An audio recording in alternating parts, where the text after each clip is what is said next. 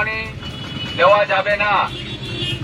আপনারা কোনো রকমে গরু কুরবানি করবেন না এবং কেউ লুকোচুরি করে করবেন বা কিছু করবেন তাতে কিন্তু আপনারা বুঝবেন কুরবানি আছে।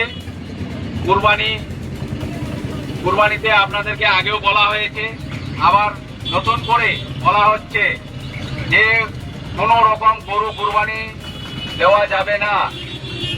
আপনারা কোনো রকমে গরু কুরবানি করবেন না এবং কেউ লুকোচুরি করে করবেন বা কিছু করবেন তাতে কিন্তু আপনারা বুঝবেন।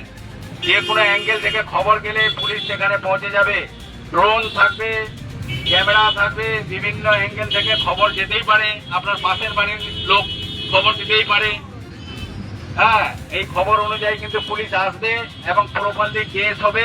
সেই আনন্দটা কিন্তু আপনার থাকবে না, আনন্দটা অন্য জায়গায় যাবে। আর আপনি বলতে পারবেন না যে আমরা জানি না, তো গরু কুরবানি করা চলবে না।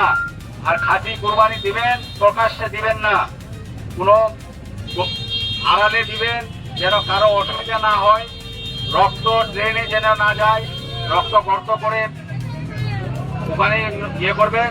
কোনো হাড় কোথাও ফেলবেন না এদিক ওদিক।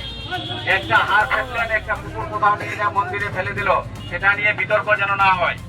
আমরা আনন্দ করব, অবশ্যই করব, কিন্তু কাউকে অসুবিধা করে আনন্দ করব না।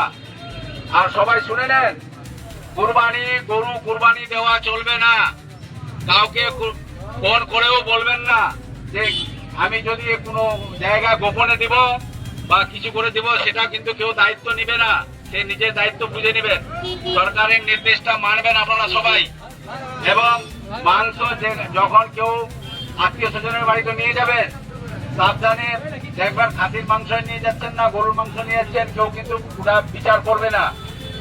একটা টোটোতে উঠছেন আপনারা, দুইজন প্যাসেঞ্জার পাবলিক আপনি আছেন, দুজন আর অন্য কোনো প্যাসেঞ্জার আছে, ওই টোটোতে যাবেন না মাংস নিয়ে।